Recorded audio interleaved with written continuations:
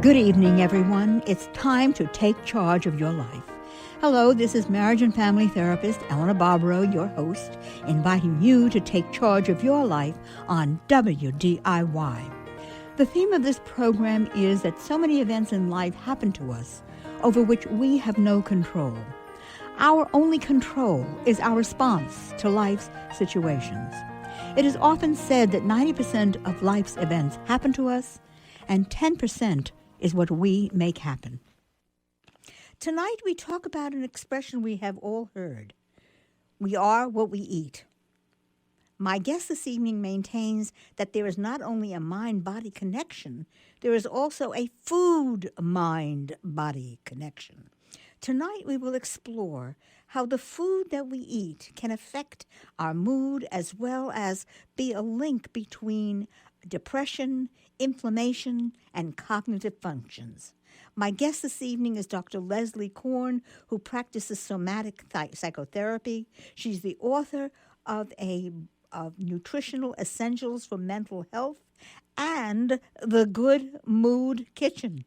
Dr. Korn is a clinician specializing in mental health nutrition and integrative medicine. She's a core faculty member of Capella University's mental health counseling program and is a clinical fellow at Harvard Medical School. It is a pleasure to welcome Dr. Leslie Korn, author of a wonderful book called Nutritional Essentials for Mental Health.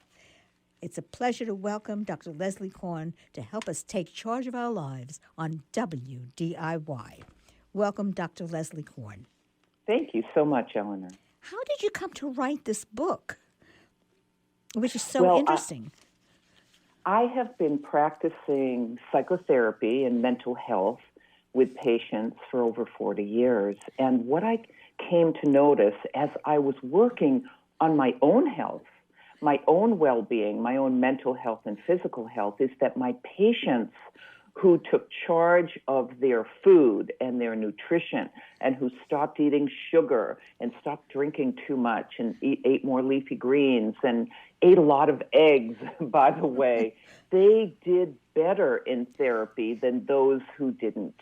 And it got me thinking that there was a connection that I needed to explore. And what did you find out in your exploration? I found out some really amazing information that took me to the scientific literature where we've got a revolution right now in understanding, for example, that depression, one of our major epidemics, is not a result of low brain chemicals or neurotransmitters. It is a result of inflammatory process in the body that is due in large part to the SAD diet, the standard American diet of white flour, white sugar, all those white foods, and unreal foods, fake foods that we've been eating and that we are addicted to. Well, that's amazing because just recently, maybe this past summer, I gave up all white things, all white flour, anything processed, even whole wheat flour, but anything white, white sugar, anything white in the diet. And the other thing I gave up was going on the scale. That's such a smart thing to do. Because I found the scale so infuriating. I'd be so good, and I'd follow every diet because I followed every diet on the hemisphere. I'd be so good, and I'd go on the scale thinking, I'd lost at least 2 pounds, maybe 2.5, and I'd get on. There was nothing. I had absolutely no results from being very cautious, so I gave up going on the scale. And the next thing I did was to give up all things white. Well, that's a very smart thing to do because most white foods cause inflammation in the body. Think about what happens to our cars when we drive in the winter, we leave them out in the snow, and the salt gets to the cars and it begins to rust them.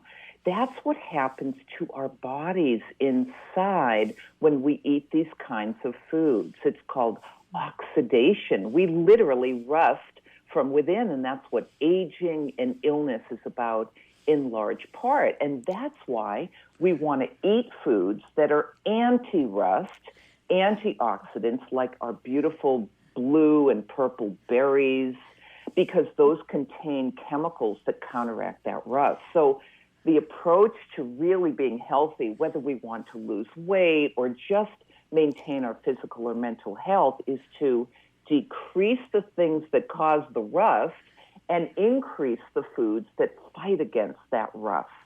Well, give us some examples of things that increase the rust, and then we'll go to the things that we can decrease. Well, for example, white flour, white sugar, soda pop, these are the first three things I work with my patients to try to give up. And let's recognize these are addictive foods.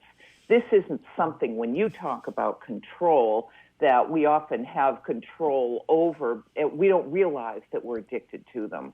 And we have to actually withdraw from them like we would withdraw from any drug. And the approach that I take is not, we don't beat ourselves over the head with a broom. We say, what am I going to substitute to satisfy my sweet tooth? And so I have a whole approach to what's called food substitution, so that you can satisfy the urge that we get when we love those yummy pastries, that we can still satisfy our sweet tooth. We can still have chocolate, which is a wonderful antioxidant, but not if it's paired with sugar. So we start to make a list of what we feel we can't live without, because those are often the culprits in our life. I've never had a patient say to me, "Oh, Dr. Korn, help me. I can't live without fresh carrots." No, it's get me off this pastry in the morning. So we start to look at those foods which they cause almost like a low-level fire in our arteries. That's why it's linked not just to weight gain, it's linked to dementia. Do you know that dementia now is called diabetes type 3? Because we know that our cognitive decline is linked to too high levels of sugar from these grains in our body. Oh, that's amazing. Go ahead. I was going to say, that's amazing. This is the first time I've heard a link that has been associated with dementia. Yes. And that's why it's good prevention for cognitive decline and dementia too. What I say is eat according to our ancestors.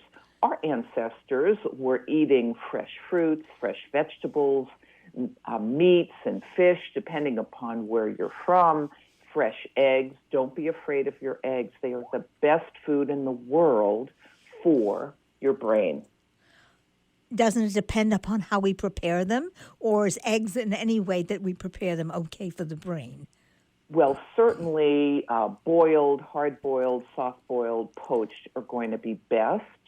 But even if you're starting to detoxify from this addiction to these powerful tastes, even if you're doing a light scramble, then at least you're transitioning to healthier foods and healthier ways of preparing them. If you've just tuned in, you're listening to Take Charge of Your Life.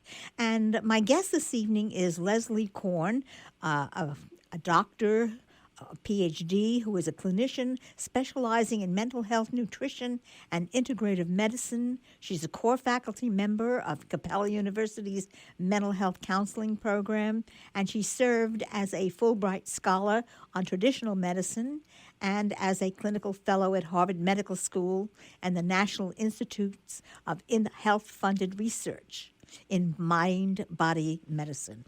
And this book that you have put together is absolutely outstanding. It's called Nutrition Essentials for Mental Health, a complete guide to the food-mood connection. I think this is a brilliant book, and it's better than any program that I've read, that I've followed, because I've followed them all for understanding the link between our mental health and good food choices. Now, well, thank you. Now, can you give us some examples of, I can give you many examples from my own life where I have tried to, follow, many diets, but have found that I could lose the weight, but it would come back. And one of the most important things that I've given up, aside from the white products that you mentioned, I also gave up the scale, because I have found that going on the scale gets me very upset when I think I should have lost a couple of pounds because I've been so good, and I get on the scale and there's nothing happening. I get so angry, I want to eat up a storm. You've identified that vicious cycle well, and you're right, because when we get stressed out, it increases our cortisol levels, our stress hormones, and then that causes us to gain weight. That causes us to gain our belly weight. And so you're right, weight does not matter. What matters is our condition. And that means our muscle mass. What's most important for us is to work to build our muscle mass. And ironically, muscle weighs more than fat does in our bodies. So we may actually weigh more when we're in better condition than when we're not. And we see this. Many, many skinny people die early. As a matter of fact, the research shows that women whose cholesterol is under 200 live less long than women whose cholesterol is higher, because we know that cholesterol is a very important fat needed for health, for hormones, and for the brain. And so I think we've been subject to lots of myths about what's good for us and what's bad for us. And throwing away the scale is a great way to go, and lifting weights, walking, going to the gym, feeling in your body, because I think there's so many things in life that cause us to almost dissociate, to leave our bodies and feel disconnected from the strength of our bodies. And so I always encourage people to do three things: strengthen their muscles, stretch, and get aerobic exercise while they're eating good food for their brain, mind, and body. And the other thing, Ellie, that we haven't talked about yet are good fats. People are so afraid of fat, and yet good fat is medicine for the body. So don't be afraid of good fats and throw away all the bad fats, the margarine, the canola oil, the sunflower oil. Fat can be medicine for the brain. Well, that's a very interesting concept, and it's something I think we need to explore more. And we're going to explore more about what are the good kinds of food that we can be concentrating on. What are the good elements that we can put into our system? What are the good fats that we can be aware of when we come back to take charge of your life on WDIY?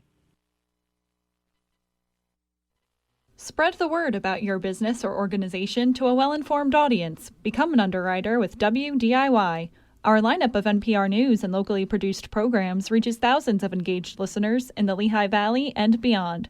Underwriting on WDIY is an affordable and effective way to provide information about your product and services to people who care. To learn more about underwriting opportunities, 610-694-8100, extension 6, or WDIY.org.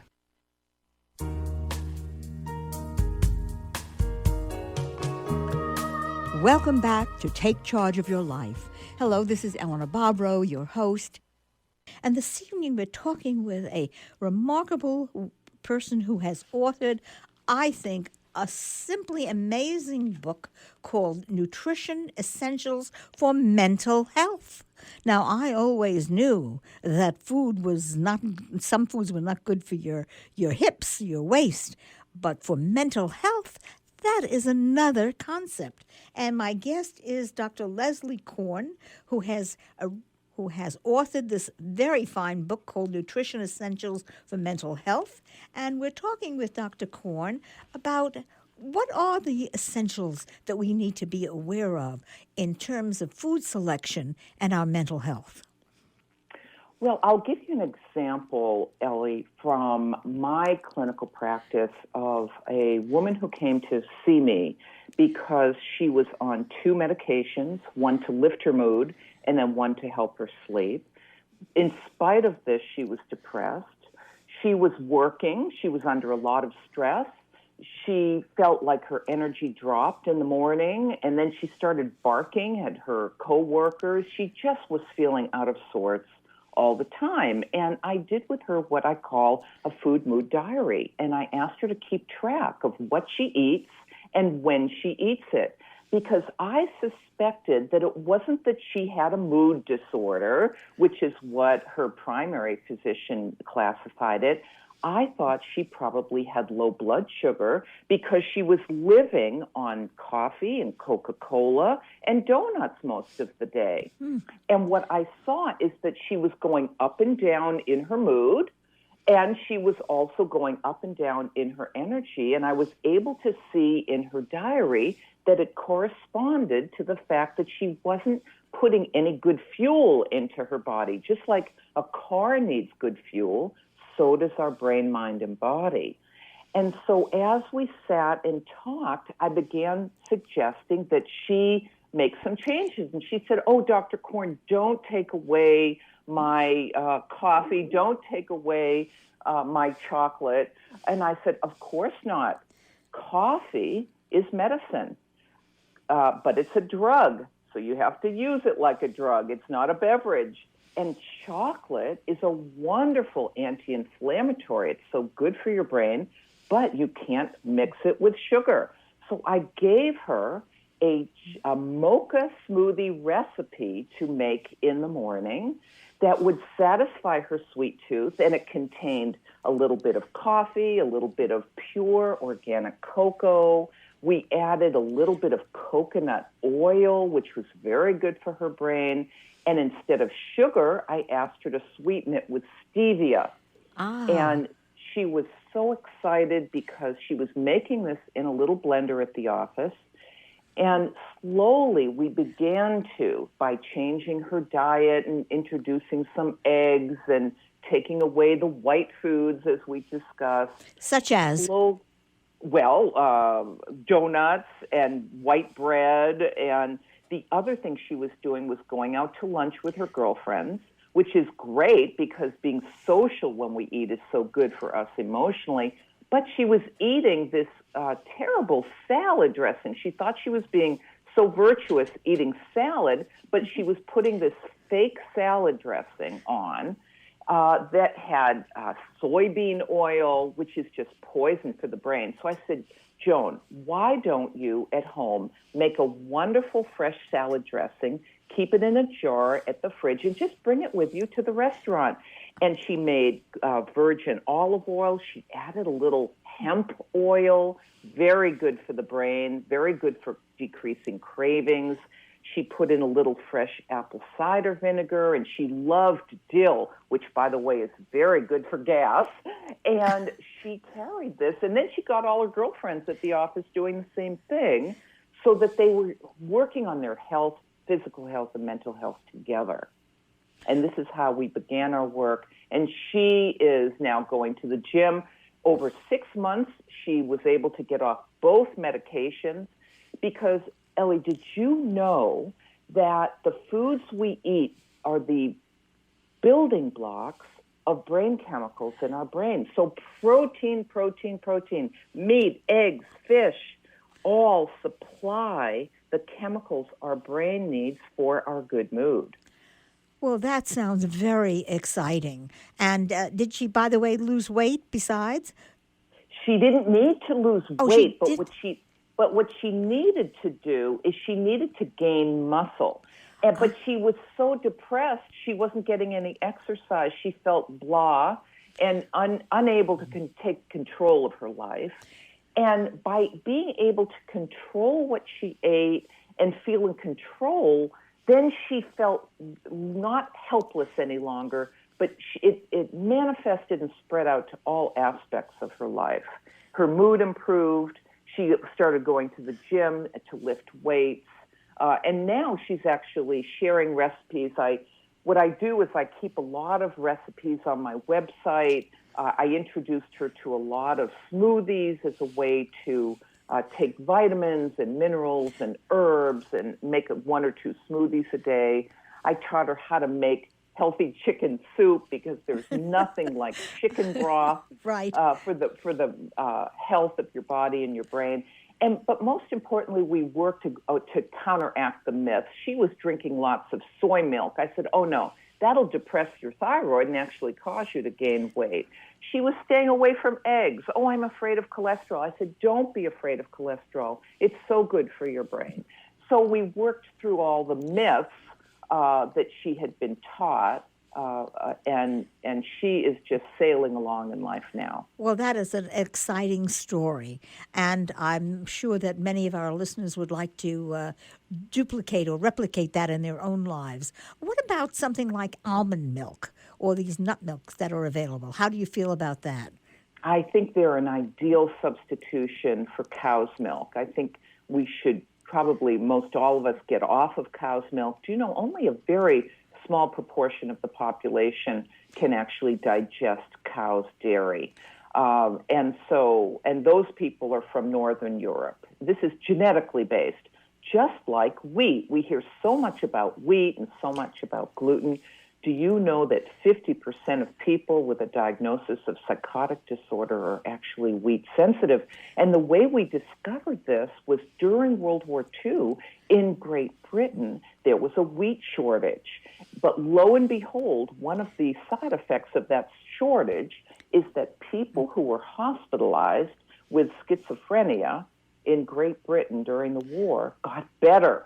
And they got better because they stopped giving them wheat. And so wheat is a major culprit in many people's lives, not everybody. So I think things like almond milk is a substitution for milk. We have non-glutinous grains. I, for example, make muffins out of nuts and eggs. I love to make different kinds of baked products. I even make healthy candies without sugar. As a matter of fact, I've got a recipe in my book called Healthy Chocolate Almond Joys, made up of the 3 best foods for you: chocolate, almonds, and coconut. Can you give us a quick example of that? I think everybody would love to hear that.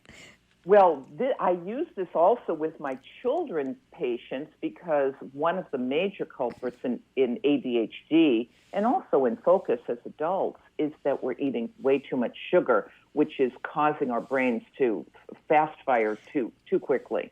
I just want to interrupt. What about, we know about sugar, that has been mentioned. What about other sources of sweetness? You did mention stevia in the first part of the program. What about things like honey? Is that as detrimental as sugar?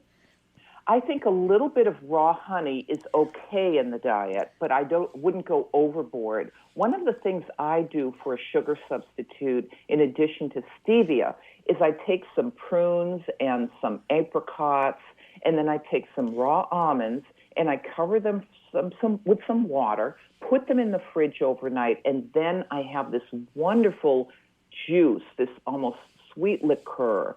The dried fruit and almonds then become a wonderful, healthy snack during the day. And then I've got this sweet liqueur. I can add it to my smoothie. I can add it to my oatmeal. I can add it to anything that I bake that I want to sweeten. So I'm working with what nature has given us, and this is the key to guide us. We don't need to be a nutritionist to understand. Ask yourselves, what does nature give us? And if nature didn't give it to us in the form of sweetness, then I would ignore it. Nature did not give us refined sugar. Nature gave us sugar cane to chew on. Now, one of the other things I want to mention is that you have a recipe book called the Good Mood Kitchen. Is that correct? Yes, I do. And this is a book I wrote for everyone to take them step by step through how to improve their mood and sleep and reduce anxiety. I think those are the 3 challenges we all face in our modern society. And so I've got lots of recipes for everybody. And the key is they're simple to prepare. And they use, whether it's eggs or chicken or lamb or vegetables, fresh salads. I've got what I call a brain boost salad dressing, like I shared with you about Joan. Anything that you might want. I've got a recipe for a mocha matcha smoothie. Oh, Can you give us that? Can you give us that? Yes. Okay. Yes. This is a recipe that uses green tea. And whether you get green tea bags and you can steep 4 bags in some hot water, so you're making an extra strong green tea, or you can also buy green tea powder.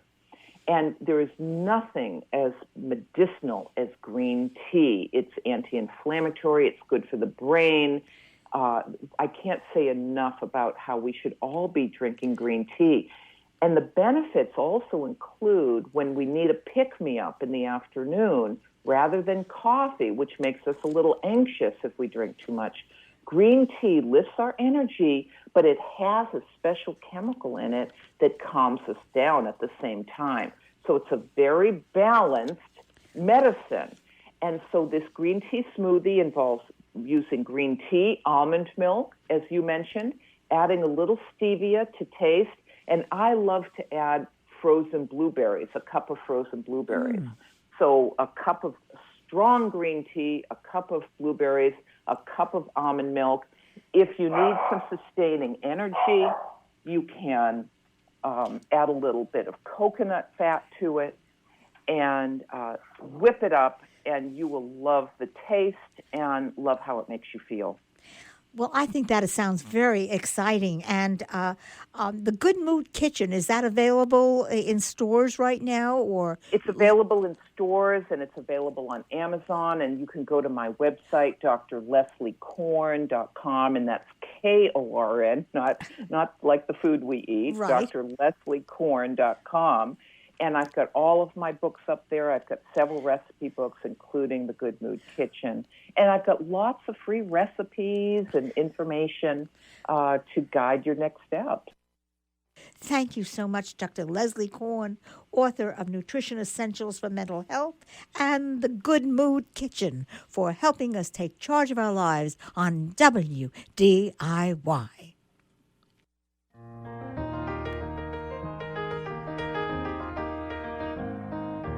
Thank you again for listening. Thank you, Neil Heaver, producer. See you all on the radio next Monday evening at 6:30 p.m. when I again invite you to take charge of your life on WDIY.